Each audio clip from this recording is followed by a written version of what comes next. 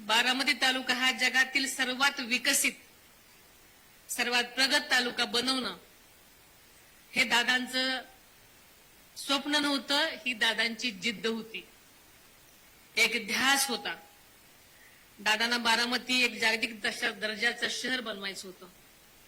हे स्वप्न पूर्ण होण्याच्या उंबरठ्यावर असतानाच नियतीने त्यांना आपल्यातून नेलं. आदरणीय दादा म्हणजे केवळ एक व्यक्ती नव्हते, तो एक विचार होते, एक व्यवस्था होते, लोककल्याणकारी, लोककल्याणाची खरीखुरी तळमळ होते. जोपर्यंत जीवात जीव आहे तोपर्यंत बारामतीकरांची सेवा करतच राहीन हे शब्द त्यांनी खरे केले आणि अगदी शेवटच्या श्वासापर्यंत. दादांची जागा कुणीच घेऊ शकत नाही हे तरी बार सत्य आपल्या सगळ्यांना माहिती आहे. पण त्यांच्या विकासाच्या विचारांना पुढे नेण्याचा निर्धार मात्र मी केला आहे.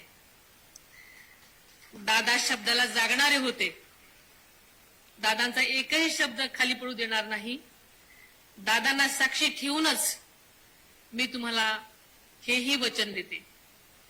माझ्यासाठी केवळ पार्थ आणि जय हेच माझं कुटुंब नाही हे मी पहिल्यांदाही म्हटले होते, तर संपूर्ण बारामती हा माझा परिवार आहे. प्रत्येक बारामतीकर माझ्या कुटुंबाचा सदस्य आहे.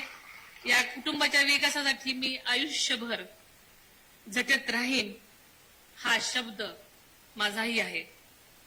दादाच्या अचानक जाण्यानं अनेक कार्यकर्त्यांचं मनोबल खचलं, पण काळजी करू नका, एकही कार्यकर्त्याला वाऱ्यावर सोडणार नाही. दादांचा जनता दरबार यापुढे हे तसाच सुरू राहील. लोकांची कामं होणं हीच दादांची खरी श्रद्धांजली आहे.